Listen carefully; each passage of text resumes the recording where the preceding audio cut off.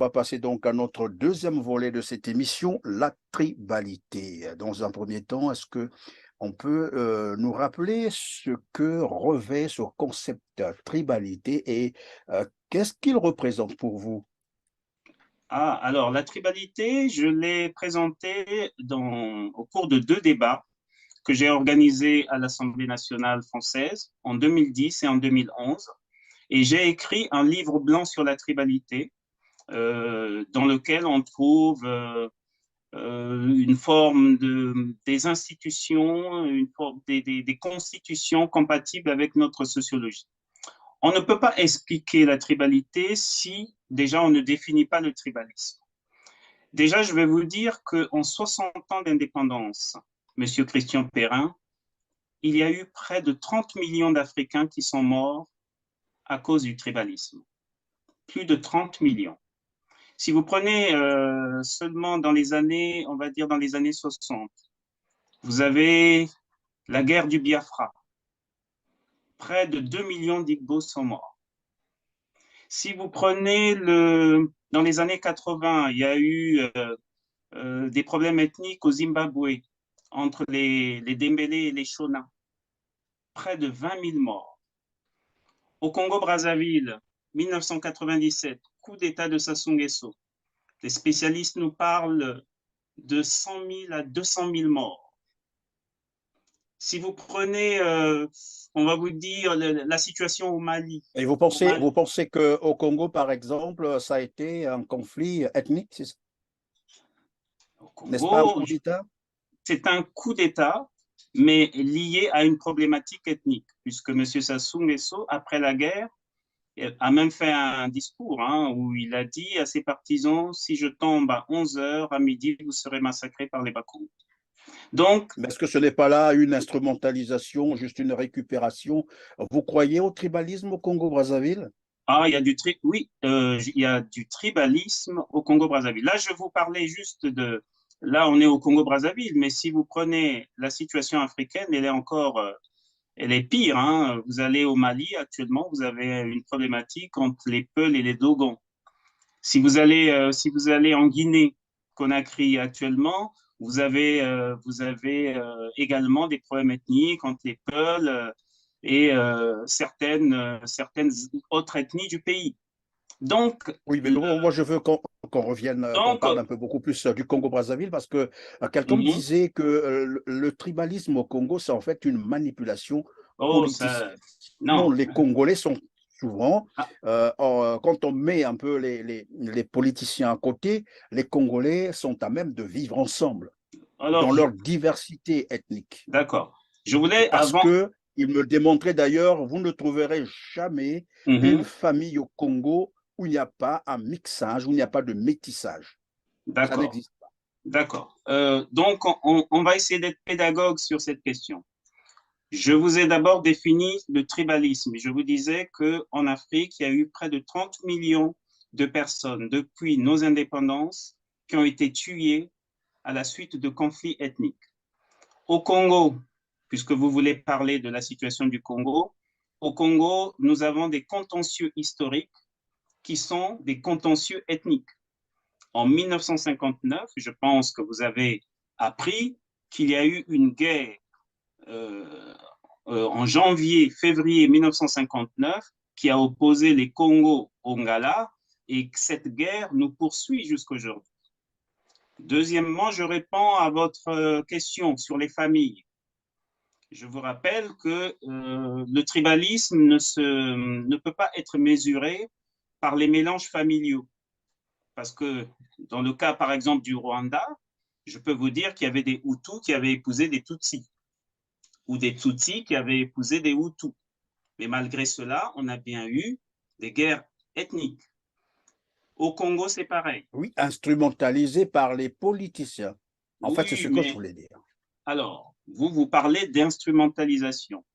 Moi, je ne parle pas d'instrumentalisation car je considère que la tribu est une donnée sociale.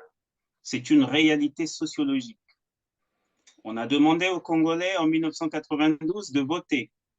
Je ne sais pas si vous étiez aux élections de 1992, qui sont d'ailleurs les seules véritables élections qui se sont déroulées au Congo, vous avez bien vu que le vote, il était ethnique.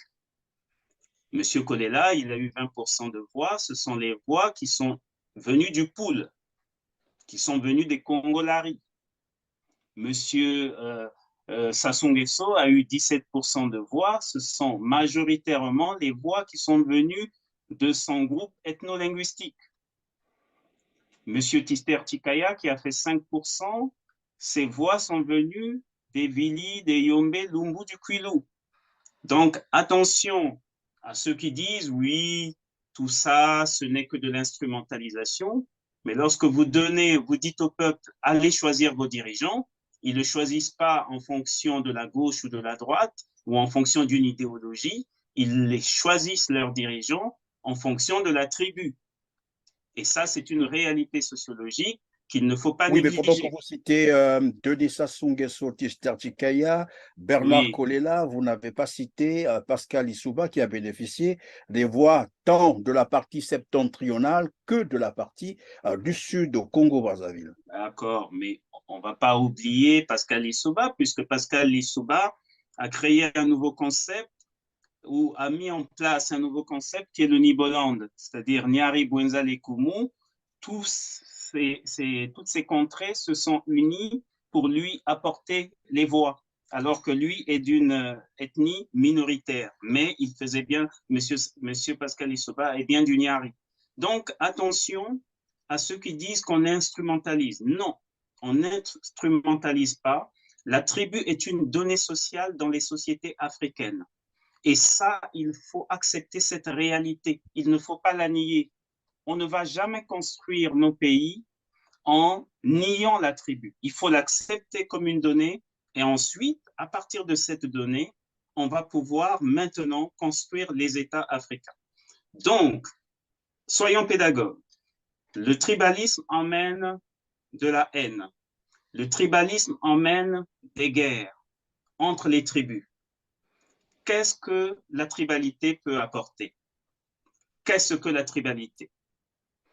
Je veux vous dire pourquoi il y a du tribalisme. Il y a du tribalisme d'abord pour des raisons historiques. La traite négrière, la colonisation a fait que les Européens ont amené des divisions à l'intérieur de nos États.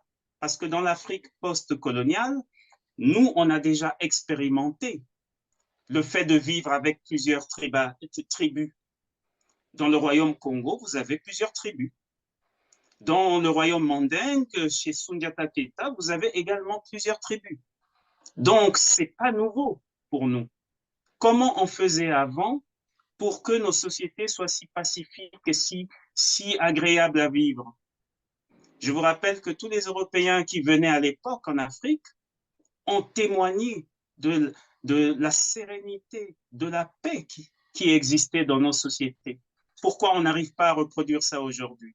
C'est tout Oui, mais simplement parce voilà que, la question qui s'impose, c'est oui, de savoir à quel moment le tribalisme, par exemple, vient affecter ces relations qui étaient des bonnes relations, vous l'avez dit. Les gens vivaient dans un groupe voilà, fait de diverses ethnies, tout à fait. mais qu'après, on commence à parler du tribalisme, qui est une idéologie en fait. Oui, d'abord, le tribalisme, on va dire que la conséquence du tribalisme, c'est notre rencontre avec l'Occident. Je vais vous lire une petite phrase de Lyoté, qui était un colonialiste. Hein. Il disait, s'il y a des mœurs et des coutumes à respecter chez nos colonisés, il y a également des haines et des rivalités qu'il faut démêler et utiliser à notre profit, en les opposant les unes aux autres et en nous appuyant sur les unes pour mieux vaincre les autres. Oui, mais c'est là Donc, que voilà pourquoi je parlais de l'instrumentalisation. C'est à ce oui, niveau que ça commence en fait. tout à fait. Ça commence avec l'arrivée des Européens qui veulent diviser les sociétés africaines et ça a mené le tribalisme. Je vais vous dire, par exemple, le système politique occidental. Il est Oui. basé sur la confrontation.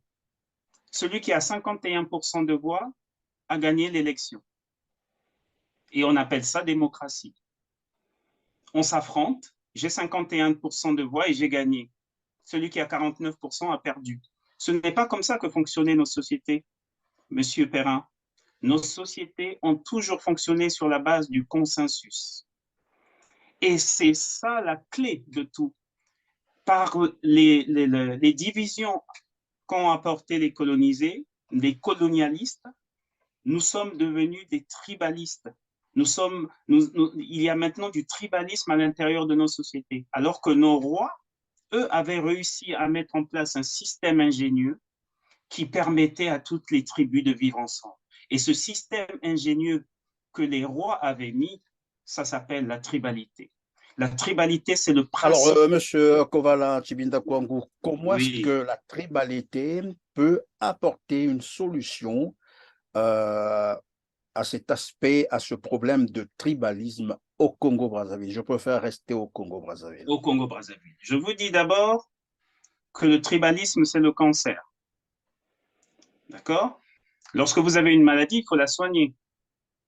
Et donc, on va soigner le tribalisme par le principe actif de la tribalité en nous basant non pas sur ce que les Européens nous ont emmené, mais sur notre propre culture. Et donc, la tribalité, elle va permettre le partage entre les différentes tribus à l'intérieur du territoire.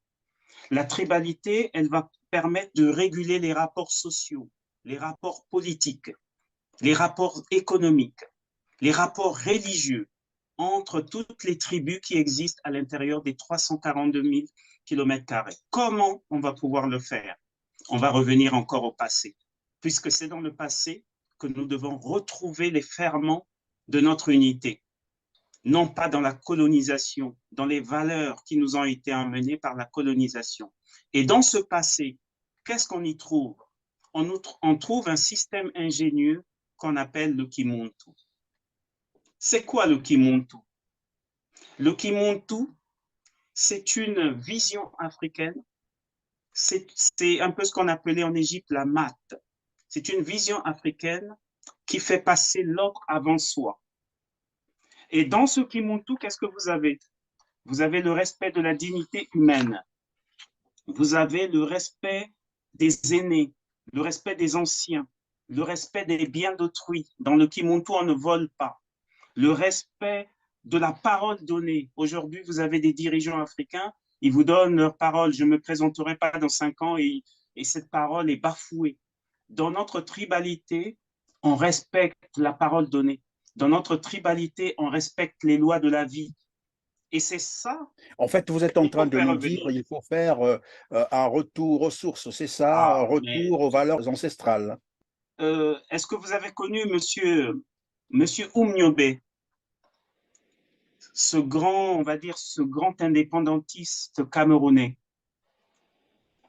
tué par les réseaux de la France-Afrique, hein, tous ces grands leaders africains que nous avons perdus. Vous savez ce qu'il disait? Il disait, nous ne sommes pas des détribaliseurs. Nous reconnaissons la valeur historique des ethnies de notre peuple. C'est la source même d'où jaillira la modernisation de notre culture nationale. Monsieur Oumniobé. Nous ne sommes pas des détribaliseurs, nous reconnaissons la valeur historique des ethnies de notre peuple et c'est la source même d'où jaillira la modernisation de la culture nationale. Et moi, je me Oui, retrouve oui, dans monsieur cette Kovala pensée. Tshibinda, évidemment, nous Oui. sommes là encore sur des théories, c'est bien, mais moi, je veux Ah non, comprendre un peu, ah oui, je non, veux comprendre concrètement, non, concrètement. nous ne sommes pas dans la Permettez théorie. que je termine, monsieur Kovala. Je veux Oui, comprendre concrètement comment ça oui. fonctionne, comment Comment? fonctionne la tribalité et comment elle peut Ah, fonctionner au Congo-Brazzaville. bon, mais Est-ce elle qu'on peut peut être un fonctionner. peu beaucoup plus Elle, pragmatique? oui, Comment bon. ça fonctionne? On, là, je vous ai parlé de la doctrine. Maintenant, on va passer aux réalités, à notre Oui. réalité. Premièrement, nous, qui ne sommes pas des détribaliseurs comme Oumniobé, nous considérons que la tribu est une donnée sociale. Donc, il faut la considérer comme telle. Ce qui veut donc dire que le Congo, puisque la tribu est une donnée sociale, le Congo a donc 75 ethnies, mais 75 tribus. Ces 75 tribus sont en réalité des nations. Est-ce que vous me suivez? Tout Ces à fait, oui. 75 tribus, donc on peut dire qu'au Congo, il y a 75 nations. Puisque ces 75 nations, puisqu'à l'intérieur du Congo, il y a 75 nations, il faut donc trouver le moyen de faire vivre ces différentes nations. Pour faire vivre ces différentes nations, vous avez plusieurs politiques possibles, parmi lesquelles la décentralisation ou le fédéralisme. Si on va au fédéralisme, ce qui veut donc dire que chaque État ou chaque nation liée à notre pays doivent avoir une autonomie de gestion. D'accord? Là, je Parlons, suis restons un parti. peu sur le fédéralisme, comme vous Oui. l'avez dit. Avec quelle configuration? Restons Alors, toujours au Congo. Quelle configuration? je disais qu'il y avait Lesquelles 60. vont constituer quelle nation? Lesquelles Alors, autres seront de quel côté, etc. on est toujours. Le rôle de l'intellectuel, c'est toujours de théoriser et ensuite de mettre en pratique. Nous avons théorisé la Mais nous sommes doctrine. tenus, mais nous sommes Voilà. aussi tenus par le temps. Je suis tout Malheureusement, à fait, c'est je suis tout à à fait la d'accord. télé, le temps, c'est le temps, donc il nous faut Je suis gérer aussi d'accord le avec temps. vous. Je suis d'accord avec vous. C'est pour ça que ce type de sujet on ne peut pas le traiter de manière rapide parce que ça demande. Moi, j'ai organisé des conférences où vraiment vous restez toute une journée avec des experts, des anthropologues qui viennent vous expliquer. Dans le cas du Congo, vous avez 75 nations et dans ces 75 nations, il y a trois groupes ethno-linguistiques. Il y a les Congos, il y a les Téké et les Ngala. Donc, vous avez trois groupes ethno-linguistiques qui peuvent même être les trois fédérations. Et à partir de ces trois fédérations, on pourrait mettre en place des institutions. Alors, quelles peuvent être les institutions? Alors là, si vous lisez le livre blanc sur la tribalité que j'ai mis en place, il y a beaucoup de constitutions avec plusieurs propositions. Mais je peux vous donner quelques-unes. Par exemple, je pense qu'il faut mettre en place au Congo-Brazzaville l'Assemblée des clans. Ça fait partie de notre tribalité. On a des clans dans notre pays. Il faut mettre en place également l'assemblée des différentes tribus qui vont accompagner l'assemblée des partis politiques. Donc, il faut mettre en place des institutions. Par exemple, le président de la République, il ne doit plus être élu au suffrage universel, il doit être élu Lorsque par vous parlez, l'Assemblée des Monsieur clans. Kovalan Chibinda Kwangu, lorsque vous parlez des assemblées des tribus, Oui, est-ce pour dire que chaque tribu devrait avoir son assemblée? ben oui, puisqu'on est dans le fédéralisme. Donc, dans le Chaque, cas du Congo, 75 oui, assemblées. dans le cas du Congo, ça pourrait être 75 assemblées en fonction du poids des tribalités, mais ça pourrait être aussi des regroupements, puisque je vous ai dit qu'à l'intérieur du Congo-Brazzaville, vous avez trois zones ethno-linguistiques. Donc, on pourrait avoir une sphère Congo, une sphère Téké et une sphère Ngala. À partir de là, on pourrait mettre en place des assemblées des clans, puisque à l'intérieur, en dessous des fameuses tribus, vous avez des clans. Donc, il faut revenir à notre tribalité. C'est ça la tribalité. Hein. C'est revenir à comment on gérait nos nations pour assurer l'harmonie et l'équilibre. Et je peux vous dire que Évidemment, dans la... moi, c'est ce que je veux comprendre avec vous, Monsieur Kovala. Lorsque vous dites tribu, clan, Oui, OK.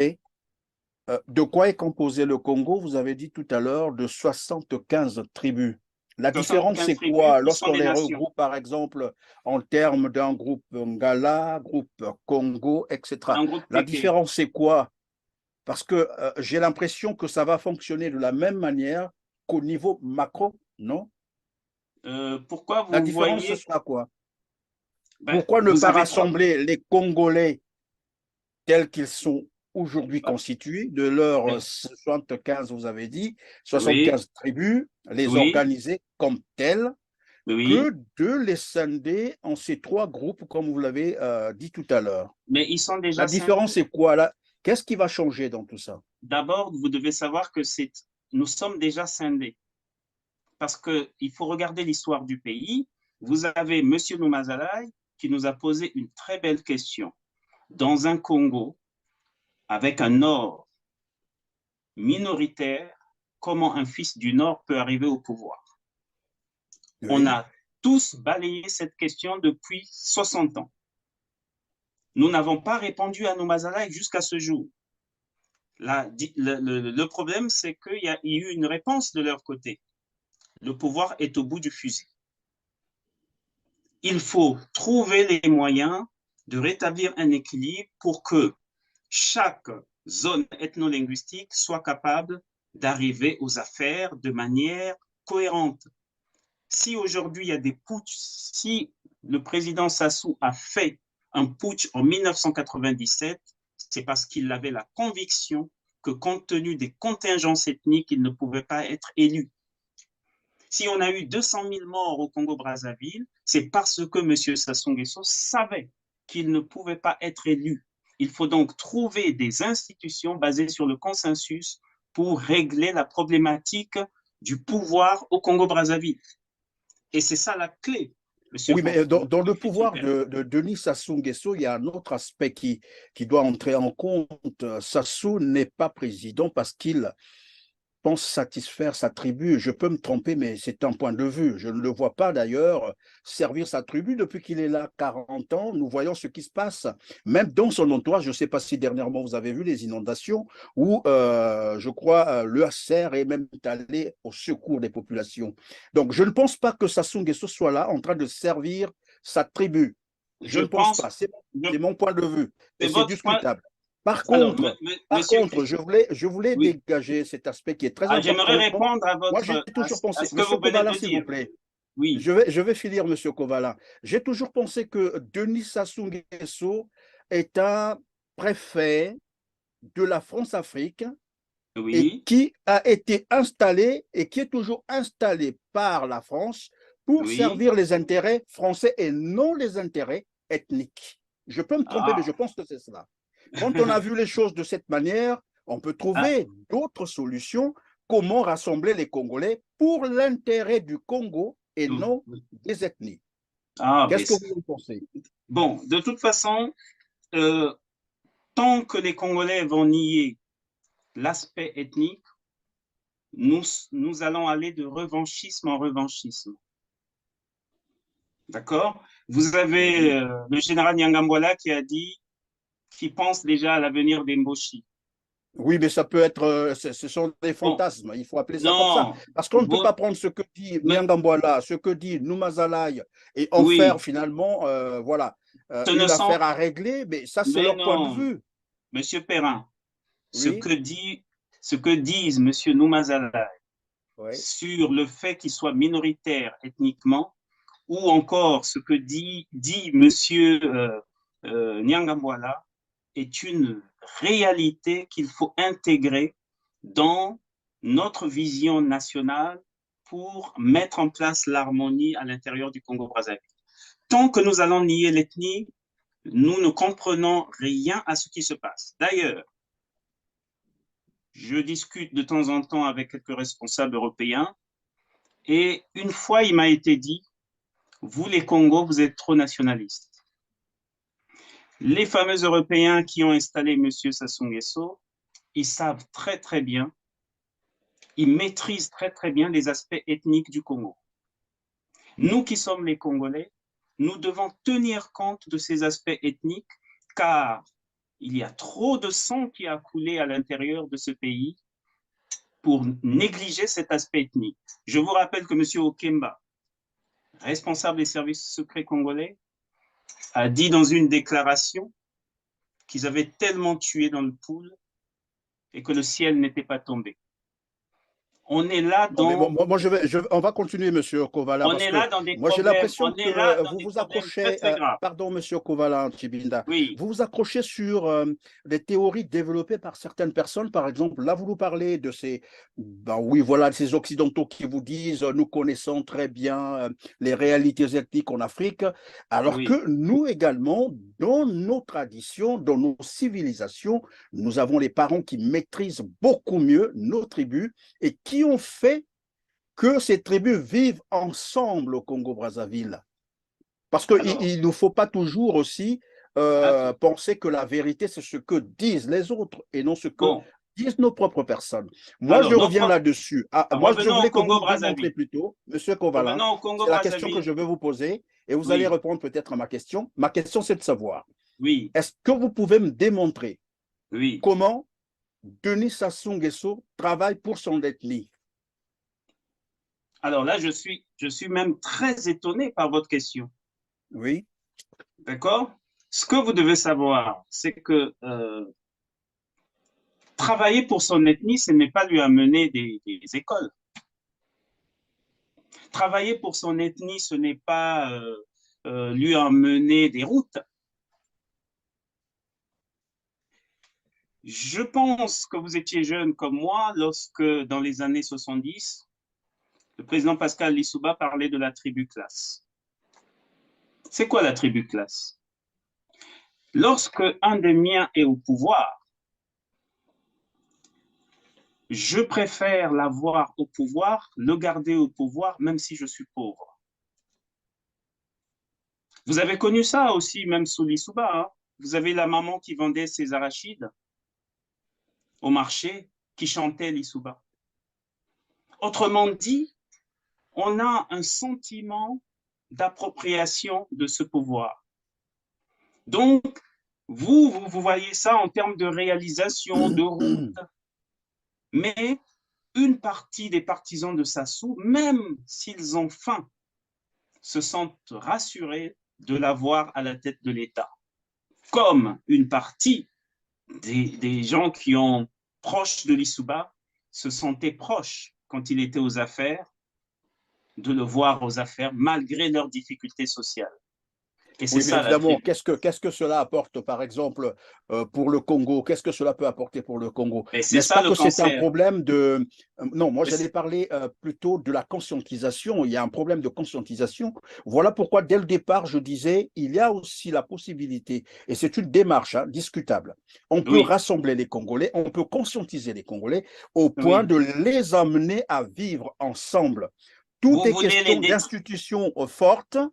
Une fois que les institutions fortes sont installées, la conscientisation va suivre et le monde pourra vivre ensemble. Moi, je pense que c'est ce qu'il fallait faire. Oui, Or, vous êtes en train de privilégier la oui, tribalité qui, selon vous, il faut repartir vers les sources, bien entendu, tout à tout en fait. disséquant le Congo, vous l'avez dit tout à l'heure, en trois grands groupes ethniques.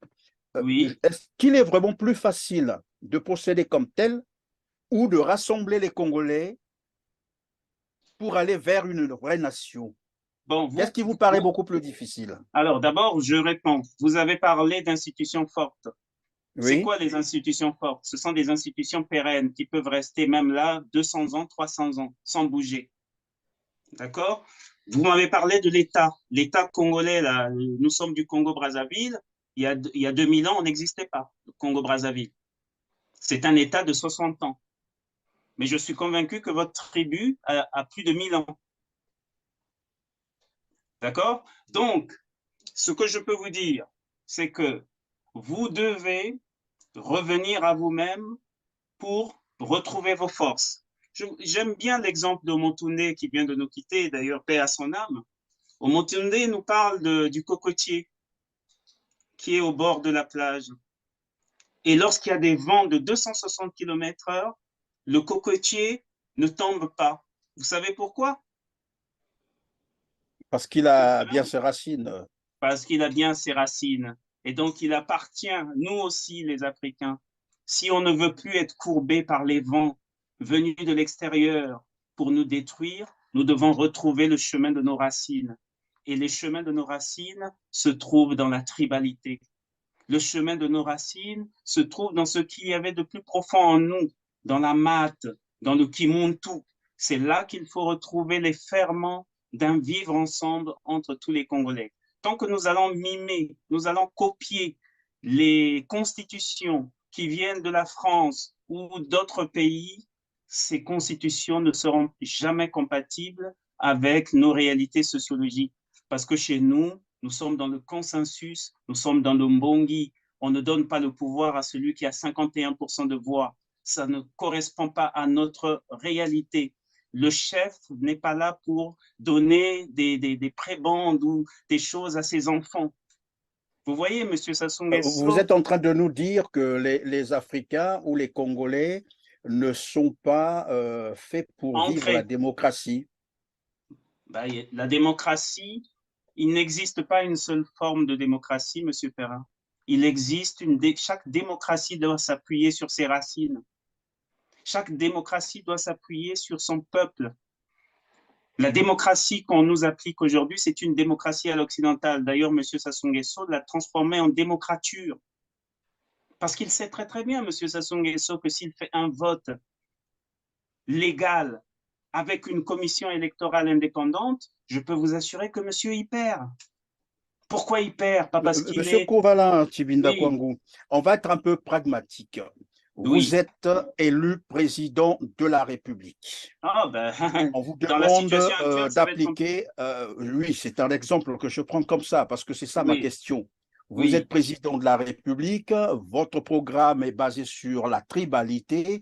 On vous demande de le mettre sur pied, de l'installer. Est-ce que vous pouvez nous expliquer en quelques minutes le schéma?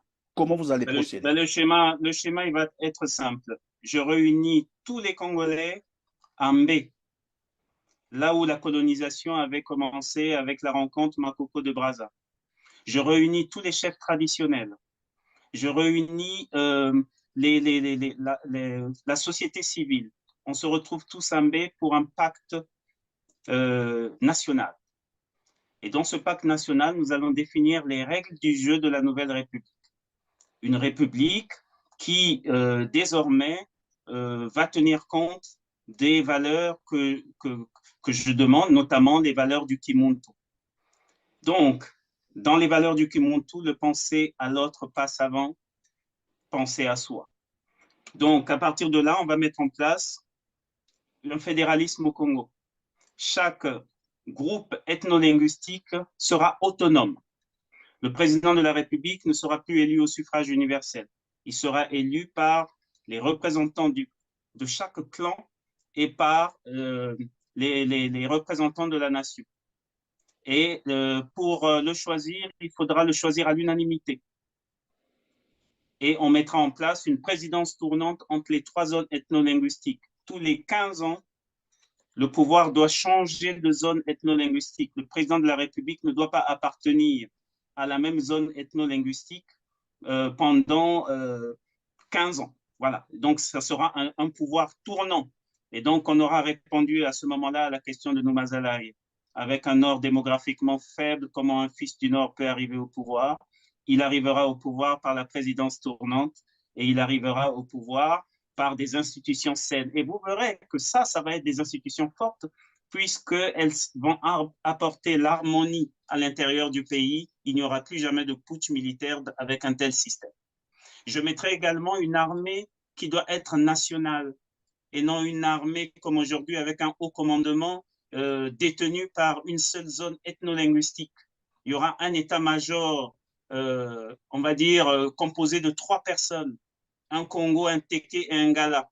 Il n'est plus question d'avoir le directeur de la police de la même région, les services secrets de la même région. C'est terminé ça. Donc vous voyez, si jamais j'arrive au pouvoir, on amènera les idées de la tribalité, non pas pour diviser les Congolais, mais pour les réunir et pour permettre que la nation puisse se créer, puisque depuis 1960, nous n'avons pas encore mis en place les rudiments qui peuvent permettre que nous soyons une nation une et indivisible. Aujourd'hui, il y a des Congolais qui pensent qu'il faut qu'on se sépare, ce qui n'est pas ma vision. Je pense au contraire qu'il faut réorganiser les choses en tenant compte de nos réalités sociologiques pour construire le Congo de demain. Merci, Monsieur Kovala Tshibinda Kwangu. Nous Merci à sommes à la vous. fin de notre émission et je vais vous On laisser va, donc on va conclure. continuer le débat. Hein. Cela va compter pour un mot de la fin, mais je vous laisse nous dire quelles seront les grandes valeurs principales qui vont régir cette société. Chez les autres, ils disent tu ne tueras pas, tu ne mentiras pas, tu ne voleras pas. Quelles seront les grandes valeurs de cette société que vous êtes en train de Ah, mais les grandes valeurs, On elles ont est déjà été définies. Covalent Tribunal ne va pas les redéfinir. Elles existaient déjà dans nos sociétés africaines. Au niveau, par exemple, dans le royaume de Soutiata Keita, il y avait la charte du Mandène qui régissait déjà toutes ces valeurs. Chez nous, les Congos, c'est le Kimuntu, la mat, qui régissait ces valeurs. Donc, les valeurs que nous apporterons, c'est le respect des lois de la vie que ne respecte pas M. Sassou, qui envoie ces gens dans le pool pour nous détruire.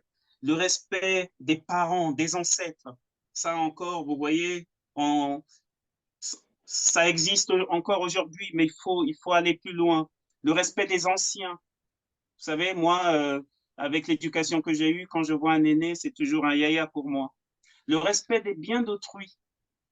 Hein? On prend, il y a 6 personnes là du clan de M. Sassou qui détiennent à eux seuls 5 000 milliards de francs CFA qu'ils ont placés à l'étranger.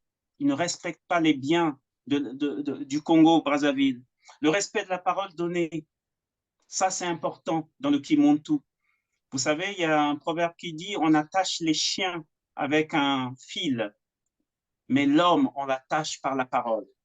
Nous sommes des sociétés liées à la parole, monsieur Christian Perrin. Et donc, voilà les valeurs du Kimuntu que je souhaite apporter à la société congolaise à travers la tribalité, qui est le principe actif qui va unir l'ensemble des tribus existant à l'intérieur du territoire congolais.